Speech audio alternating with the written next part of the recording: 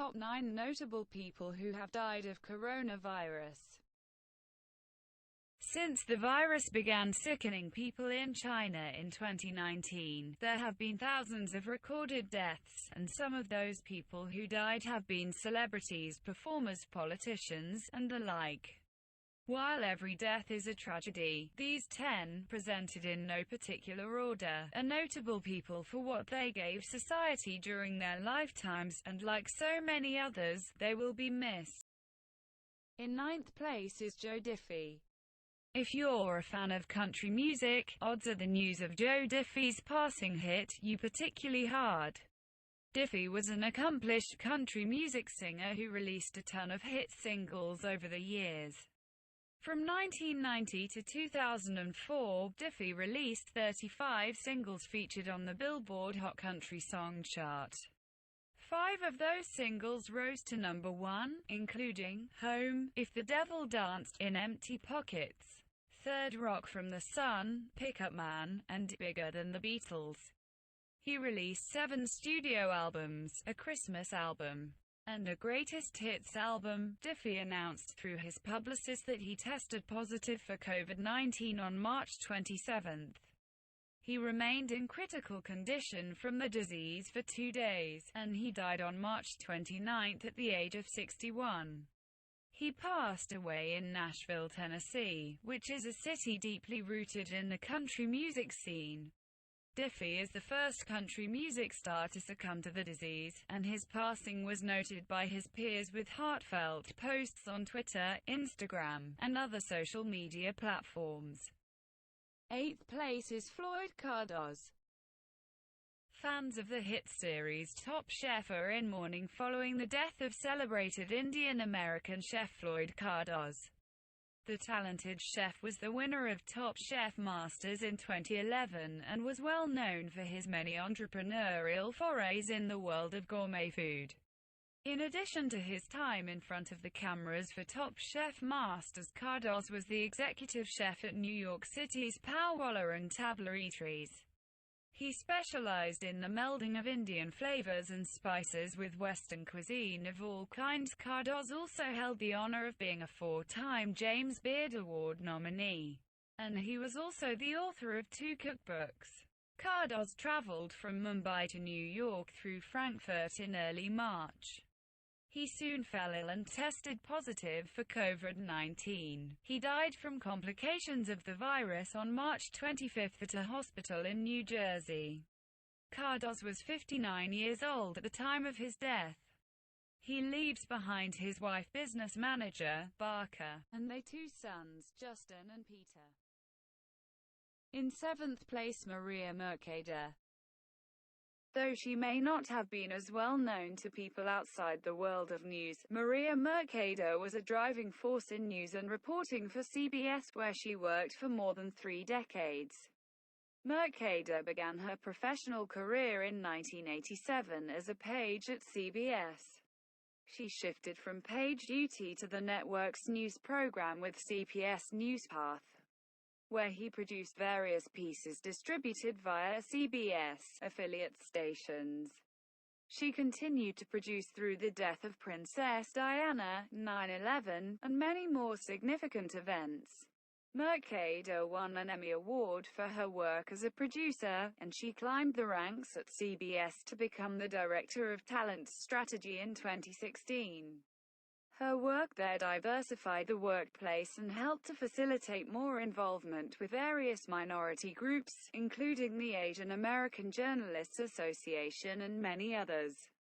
For more than 2 decades, Mercado fought cancer and other illnesses, and when she went to a hospital in New York City for treatment, she succumbed to COVID-19 at that location and passed away on March 29 at the age of 54. 6th place is occupied by Terrence McNally.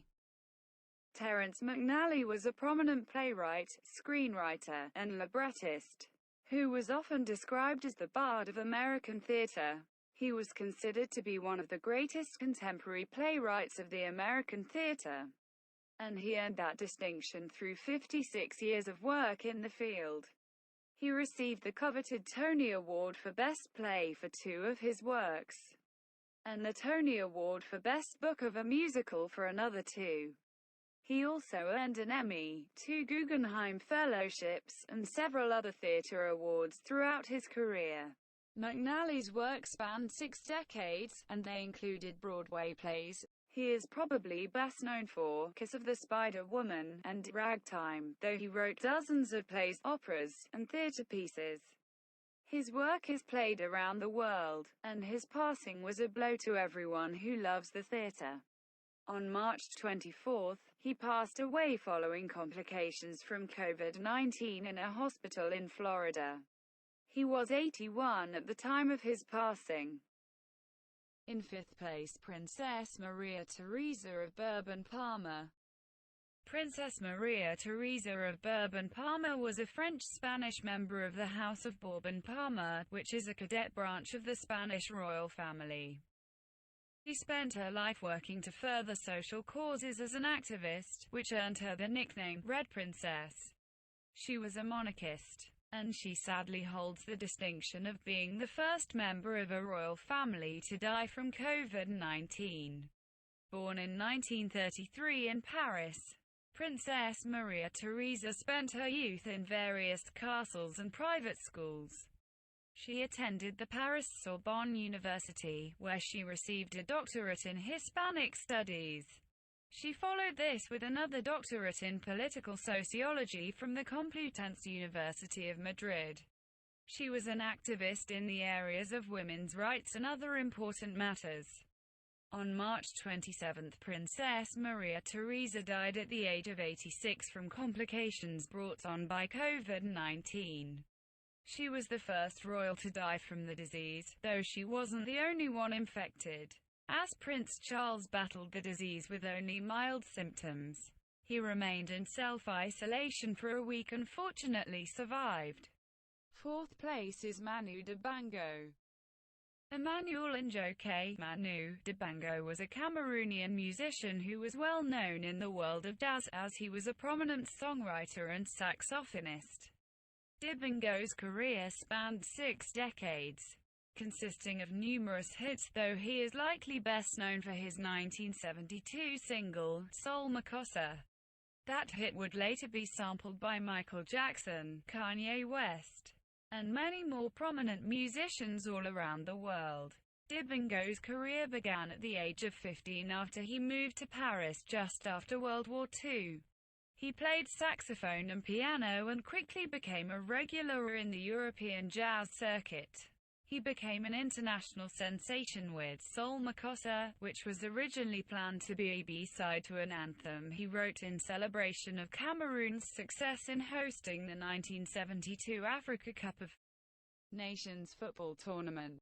News of Dibango's illness came on his Facebook page, which noted he was hospitalized with an infection from COVID-19 on March 18.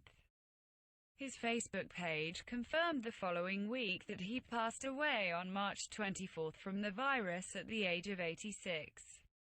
On the 3rd place, Lucia Bose. Italy is one of the hardest hit nations where COVID-19 is concerned, and it seems nobody is safe from infection. Lucia Bose was a prominent actress in her native Italy, where she rose to fame during the period of Italian neorealism, which kicked off in the 1950s. She originally worked in a bakery, but in 1947, she won the 2nd edition of the Miss Italia beauty contest, which launched her career as an actress. She starred in several standout roles through the early 1950s, peaking in 1955 before coming to an end. She fell in love with a Spanish bullfighter during the filming of Murtada un Ciclista. She opted to give up her career to raise a family. Eventually, she returned to acting and starred numerous roles, with her most recent work was in 2007. She is the mother of famed Spanish singer Miguel Bosé and was a well-respected performer throughout her life. On March 23, she passed away from pneumonia complicated by a COVID-19 infection. She was 89 at the time of her passing. Second place is Daniel Azulay. Daniel Azulay was a comic book artist and educator who was well known and respected in and out of Brazil. His work was highly regarded in the art community. He is probably best known for his children's series Turma do Lam Lam.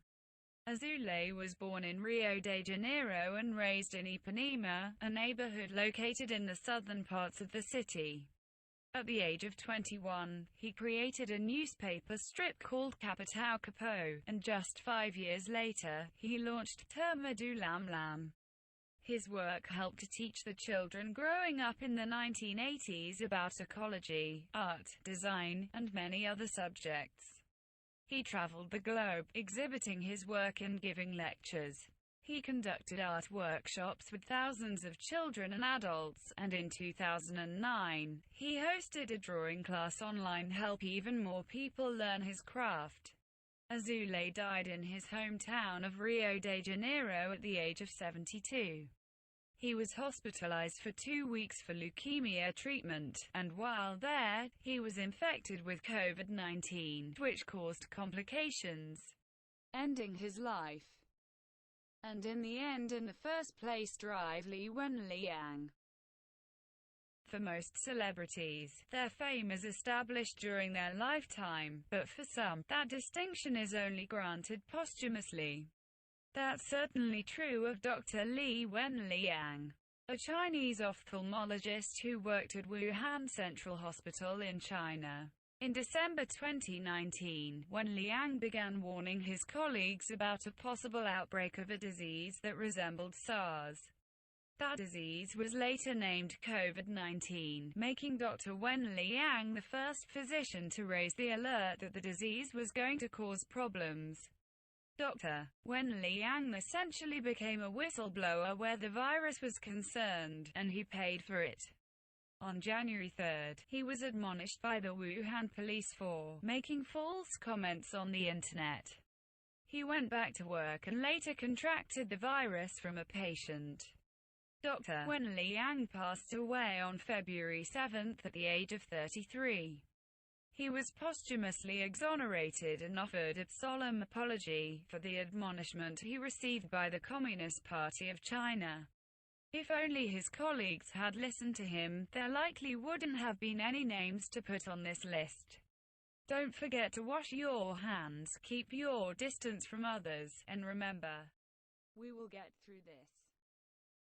Thanks for watching, like and subscribe to the channel.